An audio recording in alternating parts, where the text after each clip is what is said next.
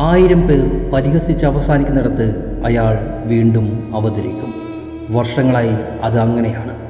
യൂറോപ്പിൻ്റെ തണലിലും തണുപ്പിലും വിയർപ്പിലും കുതിർന്ന കുപ്പായത്തിൽ പലതവണ നമ്മൾ ആ മഹാമേരുവിനെ കണ്ടതാണ്. കാലുവയ്ക്കാത്ത കാലം തൊട്ട് അയാളങ്ങനെ തലച്ചോറിൽ കലങ്ങി മറിയുന്നുണ്ട്. റൊണാൾഡോയെക്കുറിച്ചാണ്. ലോകത്തിലെ 7 ലോകവും വെട്ടിപ്പിടിച്ച ഒരു 7-ാം നമ്പറുകാരൻ. ഇനി ഒരിക്കലും ഒരു ചെങ്കോലോ കിരീടവും ഇല്ലെങ്കിൽ പോലും ഈ 7 ലോകവും മടന്ന് കെട്ടപ്പെടുത്തി വെച്ചാലും അയാളുടെ തട്ട് താണു തന്നെയിരിക്കും.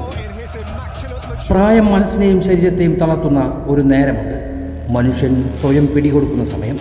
നരാചരകൾ പടർന്ന് പന്തലിക്കാൻ ശ്രമിക്കുന്ന നിമിഷം. അതിനെ ചില നേരം ഖണ്ഡിക്കും തരം ഒരു നാടൻ പ്രയോഗം കൂടിയുണ്ട്. വയസ്സൊക്കെ വെറും നമ്പറാണെന്ന്. ഇന്നീ ലോകത്ത് അതിന് ശാസ്ത്രീയമായ ഒരു തെളിവേ അവശേഷിക്കുന്നുള്ളൂ. അത് സാക്ഷാൽ ക്രിസ്ത്യാനോ റൊണാൾഡോ മാത്രമാണ്. കാലം മങ്ങലേൽപ്പിക്കാത്ത മുറിവുകളുണ്ടാകില്ല. പക്ഷേ ഇന്നും മനസ്സിൽ മായാതെ കിടക്കുന്ന ഒരു ഉണങ്ങാത്ത മുറിവുണ്ട്. ആരാലും ആശ്വസിപ്പിക്കാനില്ലാതെ അന്നോളം ആ മണ്ണിന് വേണ്ടി ഉയിര് നൽകപ്പെട്ടവൻ ഒറ്റപ്പെട്ട് നടന്ന് പകരുന്ന കാഴ്ച. കൊടും ചതിയുടെ അറിവ് കത്തിയാൽ ആ രാത്രിയിൽ ആഴത്തിലേറ്റ കനത്ത മുറിവിലെ വേദന ഇന്നും മനസ്സിൽ ഒരു വിങ്ങലായി കിടക്കുന്നുണ്ട്. അന്ന് ലോകം മുഴുവൻ പറഞ്ഞു റൊണാൾഡോ തീർന്നുവെന്ന്, അയാളുടെ യുഗം അവസാനിക്കുന്നുവെന്ന്. സാക്ഷാൽ ഫെർഗൂസന്റെ മാഞ്ചസ്റ്റർ യുണൈറ്റഡിനെ പിച്ചിച്ചീന്തിയതിനു ശേഷം അന്തിച്ചർച്ചകൾ നടത്തി അവനെ മാഞ്ചസ്റ്ററിലേക്ക് എത്തിച്ചതും കാലത്തിൻ്റെ നിമിത്തം. പിന്നീട് ഫെർഗിയുടെ ചെകുത്താനായുള്ള അഴിഞ്ഞാട്ടം. അന്നേ വരെ വേൾഡ് കപ്പ് വേദികളിൽ മൃത്യൻ്റെ സ്ഥാനം കൽപ്പിച്ച പോർച്ചുഗലിൻ്റെ തലവര മാറ്റാൻ ചെയ്തതെല്ലാം ലോകത്തിൻ്റെ നാനാകോണിലുള്ള ഫുട്ബോൾ ആർന്നവരുടെ മനസ്സിൽ പോർച്ചുഗലിലെ രക്തം കറന്ന് പിടിച്ചുകൊണ്ടിരുന്നു. എന്തിന് ഇങ്ങ് കേരളത്തിൽ പോലും ആ ഒറ്റയാൻ്റെ പ്രകടനം തുളച്ചു കയറിയത് യുവതലമുറയുടെ തലച്ചോറിലേക്കായിരുന്നു. ശേഷം തോൽവികളായാലും ആ പേരിന് മുന്നിൽ നമ്മൾ ശിഷ്ടരായി പലരും നിൽക്കേണ്ടി വന്നു. അതിനിടയിൽ ഓൾഡ് ട്രാഫോർഡിലും ബെർണാബ്യൂവിലും തുറിലും കണ്ട ബ്രഹ്മരക്ഷസിൻ്റെ അഴിഞ്ഞാട്ടം. 5 ചാമ്പ്യൻസ് ലീഗിൻ്റെ പ്രൗഢിയിൽ 5 ബലോൺ ഡിയോറിൻ്റെ ഗാംഭീര്യത്തിൽ അഴിഞ്ഞാടിയ കാലം. ഒടുവിൽ കിരീടങ്ങളുടെ അളവുകോലുകൾക്ക് മുകളിൽ 2016 യൂറോ കപ്പ്. പക്ഷേ അന്നും ഗോട്ടെന്ന പരിവേഷം നൽകാൻ വിമർശകർ വിസമ്മതിച്ചുകൊണ്ടേയിരുന്നു. അന്ന് 2018 റഷ്യൻ വേൾഡ് കപ്പ് അയാളുടെ കാലുകൾ അളന്നെടുത്തപ്പോൾ സ്പെയിനിന് മുന്നിൽ പുറത്തെടുത്ത ഒറ്റയാൾ താണ്ഡവം ഒരുക്കിയപ്പോഴും ലോകം വീണ്ടും അളവുകോലുകൾ മുന്നോട്ട് വെച്ചു. ഒരുപക്ഷെ യുവെന്റസിലേക്ക് അന്ന് പോയില്ലായിരുന്നുവെങ്കിൽ ന്യൂട്രൽ ഫാൻസ് പോലും അന്ന് മെസ്സിയെപ്പോലും തള്ളിപ്പറഞ്ഞേ. എന്നിട്ടും അടങ്ങിയില്ല വിമർശനം. റൊണാൾഡോ ഒരു വികാരമാണ്, റിയാലിറ്റിയല്ല. ഒരു മനുഷ്യൻ ചെയ്യാൻ കഴിയുന്ന തരത്തിലെല്ലാം അയാൾ ഈ കാൽപന്ത് മൈതാനങ്ങളിൽ പണ്ടേ ഒരുക്കി വെച്ചിട്ടുണ്ട്. എന്നാലും മാഞ്ചസ്റ്ററിലേക്കുള്ള തിരിച്ചുവരവ് കണക്കുകൂട്ടലുകൾ അപ്പാടെ തെറ്റിച്ചു. പലർക്കും എളുപ്പം ഉൾക്കൊള്ളാവുന്ന തീരുമാനമായിരുന്നില്ല അത്. അയാൾക്കൊപ്പം കളി തുടങ്ങിയവർ വെക്കേഷനിൽ മുഴുകുമ്പോൾ അയാൾ എങ്ങനെയാണ് ഇപ്പോഴും കളിക്കളത്തിൽ തുടരുക? ടെൻ ഹാഗിനും മറ്റും ചിലർക്കും തോന്നിയ ഈഗോ അയാളുടെ കരിയറിന് അപ്പാടെ തീർക്കാൻ പോകുന്നതായിരുന്നു. ടെൻ ഹാഗ് പുറത്തിരുത്തിയ തീരുമാനം 2022 തൻ്റെ ജീവൻ നൽകിയ രാജ്യാന്തര ജേഴ്സിക്കും പ്രേരണ നൽകി എന്നതാണ് സത്യം. അന്നോളം അയാളുടെ കാലുകൾ അളന്ന് വെട്ടിപ്പിടിച്ചതെല്ലാം വെറും കെട്ടുകഥയായി മാറി. ഒടുവിൽ ചതിയുടെ ചിതയിൽ എരിഞ്ഞമർന്ന് മടക്കം. ആ ചാരത്തിൽ നിന്നാണ് പിന്നീടുള്ള ഉയർത്തെഴുന്നേൽപ്പ്. 2ാം വട്ടവും UEFA നാഷണൽ ലീഗ്, അൽ നാസറിനൊപ്പം ലീഗ് കിരീടം. ഈ വയസ്സിന് മുകളിലും പ്രായത്തെ തോൽപ്പിക്കുന്ന പ്രകടനം. എല്ലാം കൊണ്ടും ഈ ലോകത്തിൻ്റെ മുന്നിലേക്ക് മുന്നറിയിപ്പ് നൽകി അമേരിക്കയിലേക്ക്. ഇതിനിടയിലും പരിഹാസനങ്ങൾ അവസാനിച്ചില്ല. പക്ഷേ പണ്ട് കണ്ടു മറന്നതെല്ലാം ഇടയ്ക്കിടെ അയാൾ ഓർമ്മിപ്പിച്ചുകൊണ്ടേയിരിക്കുന്നു. അന്തരീക്ഷത്തിൻ്റെ ഗ്രാവിറ്റിയിൽ നിശ്ചലമായി നിന്നൊരു ഹെഡർ. വയസ്സിനെന്നും കഴിഞ്ഞുവെന്നും ആക്രോശിച്ചവർക്ക് മുന്നിൽ പണ്ടങ്ങ് ടൂറിൽ കണ്ടു മറന്നുപോയ മായാ കാഴ്ചയുടെ റിക്രിയേഷൻ. മണ്ണിനും മനസ്സിനും ഒരുപോലെ ഏർത്തടിപ്പിക്കുന്ന തരം അന്തരീക്ഷത്തിൽ മലക്കം മറഞ്ഞൊരു ബൈസിക്കിൾ. മാഞ്ചസ്റ്ററിലും ബെർണാബ്യൂവിലും ദർശിച്ച ഫ്രീ കിക്ക് ഗോൾ. അങ്ങനെ ഒന്നും അവസാനിച്ചിട്ടില്ല എന്നൊരു ധാർഷ്ട്യം കൂടിയുണ്ട്.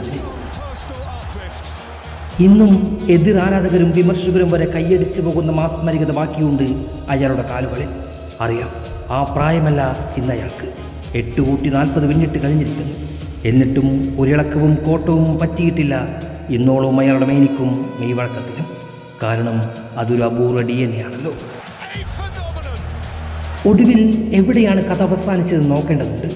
ഓഷയെ മുട്ടുകൊണ്ടിടിച്ച പാപം 2.5 പതിറ്റാണ്ടിലാദ്യമായി നാഷണൽ ജേഴ്സിയിൽ നേടിയ ചുവപ്പ് കാർഡ്. അങ്ങനെ കുറച്ചധികമേറെയുണ്ട് കഴിഞ്ഞ നാളുകളായി അയാളുടെ തലയ്ക്ക് ചുറ്റും. അത്തരം അപശബ്ദങ്ങളെ നിശബ്ദമാക്കാൻ മുന്നേ ശീലിച്ചതുപോലെ ചിലതെല്ലാം അതാത് സമയങ്ങളിൽ അയാളുടെ കാലുകളിൽ നിന്ന് പിറക്കുന്നുമുണ്ട്. അതെല്ലാം വെറും കെട്ടുകഥയല്ല, അതെല്ലാം യാഥാർത്ഥ്യമാണ്. അതുകൊണ്ട് തന്നെയാണ് ഈ പ്രായത്തിലും പോർച്ചുഗൽ ജേഴ്സിയിലേക്ക് മെറിറ്റിലുള്ള അയാളുടെ വരവ്. തനിക്ക് നേരെ ഉയർന്ന വിമർശനങ്ങളെ അത്തരം തീ കൊണ്ടും മണ്ണുകൊണ്ടും മൂടിയാണല്ലോ എക്കാലത്തും അയാൾക്ക് ശീലവും. എന്നിട്ടും ഇന്നും അയാൾ നിങ്ങൾക്ക് ആരാണ്? അത് അയാൾ അഹങ്കാരിയാണ്. എല്ലാം പോസിറ്റീവായി കാണുന്നവൻ എന്നും അങ്ങനെയാണല്ലോ. അവർ സ്വയം ആത്മവിശ്വാസമുള്ളൂ പ്രകടിപ്പിച്ചുകൊണ്ടേയിരിക്കും. കഠിനാധ്വാനവും അതിൽ നിന്നുള്ള ഊർജവുമാണ് അതിനെല്ലാം കാരണവും. മറ്റുള്ളവർ എന്ത് പറയുന്നു, എന്ത് വിചാരിക്കുന്നു എന്ന് അയാൾക്കൊരു പ്രശ്നമേയല്ല. അയാൾക്ക് അയാൾ മാത്രമാണ് മികച്ചവൻ. അത് അയാളുടെ അടങ്ങാത്ത വിശ്വാസവുമാണ്. താനൊരു സാധാരണ കളിക്കാരനാണ് എന്ന് കരുതുന്ന റൊണാൾഡോയായിട്ടാണ് അയാൾ ഇക്കാലവും ജീവിച്ചിരുന്നുവെങ്കിൽ നീണ്ട 22 വർഷക്കാലം അയാളിങ്ങനെ തുടരില്ലായിരുന്നു. അതുകൊണ്ട് എല്ലാം സ്വയം അയാളുടെ തീച്ചുമിനുക്കലാണ് എന്ന് കരുതിയാൽ മാത്രം മതിയാകും. അയാളുടെ ഏറ്റവും വലിയ ആയുധം അന്തരീക്ഷമാണ്. അവിടെ അദ്ദേഹത്തിന് ചെയ്യാൻ കഴിയുന്നത് മറ്റാർക്കും സാധിച്ചെന്ന് വരില്ല. അർജന്റീനൻ സ്ട്രൈക്കർ ലൗട്ടാരോ പറഞ്ഞ വാക്കുകൾ അക്ഷരം തെറ്റാതെ ഞാൻ ഒരിക്കൽ കൂടി നിങ്ങളെ ഓർമ്മിപ്പിക്കാം. 7 ലോകവും 7 അത്ഭുതങ്ങളും 7 കടലും 7 വർണ്ണങ്ങളും കഴിഞ്ഞ് ഈ ലോകത്ത് 7 എന്ന മാന്ത്രിക സംഖ്യ അർഹതയോടെ അലങ്കരിക്കുന്നത് അയാളുടെ ദേഹത്താണ്. അതുകൊണ്ട് അത്ഭുതങ്ങളും ദൃഷ്ടാന്തങ്ങളും പിറക്കുക തന്നെ വേണ്ടേ? നരവീണ നാളുകളിൽ നരിവേട്ടയ്ക്കിറങ്ങുമ്പോൾ പരിഹസിക്കാൻ കാത്തിരിക്കുന്നവർ ചുറ്റുമുണ്ട്. പോർച്ചുഗൽ ടീമിലെ അയാളുടെ ബലഹീനതയെ എക്സ്പോസ് ചെയ്ത് ആഘോഷിക്കുന്നവർ പോലുമുണ്ട്. അവിടെയാണ് അയാളുടെ കാലുകൾ മറുപടി പറയാൻ പോകുന്നത്. നാഷണൽ ലീഗിൽ ജർമ്മനിക്കെതിരെ, ഫൈനലിൽ യമാലിൻ്റെ സ്പെയിനെതിരെയെല്ലാം അയാളുടെ കാലുകൾ ശബ്ദിച്ചതിന് സമാനമാകുന്നത്. ഓരോ മുൻവിധിക്കും വാർദ്ധക്യം തളരാത്ത കാലുകൾ കൊണ്ട് അയാൾ മറുപടി എഴുതണം. അന്തരീക്ഷത്തിൽ മലക്കം മറിഞ്ഞൊരു ബൈസിക്കിൾ, ഉയർന്ന് പൊന്തിയൊരു ഹെഡർ, തുളഞ്ഞ് കയറുന്നൊരു ഫ്രീ കിക്ക്, അളന്ന് മുറിച്ചൊരു ലോങ് റേഞ്ചർ, അങ്ങനെ അവസാനിക്കാത്ത മൃഗീയമായ ചെകുത്താൻ്റെ സാന്നിധ്യം അമേരിക്കയിലെ നിലങ്ങളിൽ നിറഞ്ഞാടുമെന്നാണ് വിശ്വാസം. ഫെർഗിയുടെ ചെകുത്താനായും ബെർണാബ്യൂവിലെ എൽബിച്ചോയായും യുവൻഡസിലെ എൽ കമാൻഡയായും രണ്ടാം വരവിലെ ബ്രഹ്മരക്ഷസായും പോർച്ചുഗൽ ജേഴ്സിയിലെ നിരാശയും ശേഷമുള്ള ഉയർത്തെഴുന്നേൽപ്പും അൽ നാസറിലെ കിരീടധാരണവുമെല്ലാം കാലത്തിൻ്റെ നിമിത്തമാണെന്ന് വിശ്വസിക്കുന്നുണ്ട്. അമേരിക്കയുടെ അവസാന നാളിലെ പട്ടാഭിഷേകം നിമിത്തമായി കലാശിക്കട്ടെ. അത് വിശ്വസിച്ചുകൊണ്ടാണ് അവസാനത്തെ കാൽപന്തട്ടം കാണാൻ പോകുന്നത്. പക്ഷേ ഇത് അവസാനമാണല്ലോ, കഥയുടെ ക്ലൈമാക്സ്. 2 ദശാബ്ദങ്ങളായി നീണ്ട കരിയറിൻ്റെ അവസാന വരി. മറ്റൊരു ഉയർപ്പിനോ വീണ്ടെടുപ്പിനോ അയാളിനി ഉണ്ടാകില്ല. ഇന്നോളം മലറി വിളിച്ചിട്ടും വിളികൾക്കഥ ദൈവത്തോടാണ്. ഞങ്ങൾക്ക് ഒരു വരം കൂടി വേണം. അയാൾ പൂർണ്ണതയെ പ്രാപിക്കുന്നത് ദർശിക്കാനുള്ള അവസാന വരം. അതിനുശേഷം മറ്റൊരു നേർച്ചയോ പ്രാർത്ഥനയോ ഇല്ല. അയാളില്ലാത്ത കാൽപന്ത് കളിയുടെ രാത്രികളിൽ ഇല്ല പിന്നീടൊരു തപസ്സും. അന്ന് അനീതിയുടെ ദേവതകൾക്കും ഇന്നോളം കരയിപ്പിച്ച വിധിയുടെ വിളയാട്ടത്തിനും പശ്ചാത്തലം വഹിക്കും. കാത്തിരുന്ന് കിട്ടുന്ന സന്തോഷം ഒരു കടലായി മാറുന്ന വേളയിൽ ശോഭിച്ചു നിൽക്കുന്ന അയാളുടെ മുഖം മാത്രമാണ് നിങ്ങൾക്കുള്ള മോക്ഷം. അവർണീയ വേദിയുടെ നെറുകയിൽ യുദ്ധം ജയിച്ച് ഗാണ്ഡീവധാരിയായി ശിരസുയർത്തി നിൽക്കുന്ന അർജുനൻ്റെ നിർവൃതിയോളമാകണം കാലത്തിൻ്റെ ഇന്നോളമുള്ള കടം വീട്ടൽ. ആ സ്വർഗീയ ദർശനത്തിന് ശേഷം മരണത്തോടും ഹൃദയത്തോടും പട്ടിണിയോടും പരിഹാസത്തോടും പോരാടി അതിജീവിച്ചുകൊണ്ട് പിഴയ്ക്കാത്ത ചുവടുമായി ഈ കാൽപന്ത് കളിയുടെ മൈതാനങ്ങളിലേക്ക് അവൻ അവതരിച്ചത് വെറുതെയല്ല എന്ന് ഈ ലോകത്തോട് ഉറക്കെ വിളിച്ചു പറയണം. ജീവിതങ്ങളിലെ പ്രയാസങ്ങളിൽ അഭയമായ തോൽവിയെ വിജയിക്കാൻ, സഹനങ്ങളെ അതിജീവിക്കുവാൻ, വിശക്കുന്നവൻ്റെ മനസ്സ് കാണുവാൻ, ലഹരി ഉപേക്ഷിക്കാൻ പ്രേരിപ്പിച്ച, എല്ലാത്തിനുമുപരി അമ്മയെ ജീവനോളം സ്നേഹിക്കാൻ പോലും പഠിപ്പിച്ചവൻ്റെ കഥ വിജയിച്ചു എന്ന് ഉയർത്തിപ്പിടിക്കണം. മെസ്സിക്ക് ശേഷം ഫുട്ബോളിൽ നീതിയുണ്ടോ എന്ന് തെളിയിക്കേണ്ടത് കാൽപന്ത് ദൈവങ്ങളെ നിങ്ങളുടെയും കൂടി ബാധ്യത തന്നെയാണ്.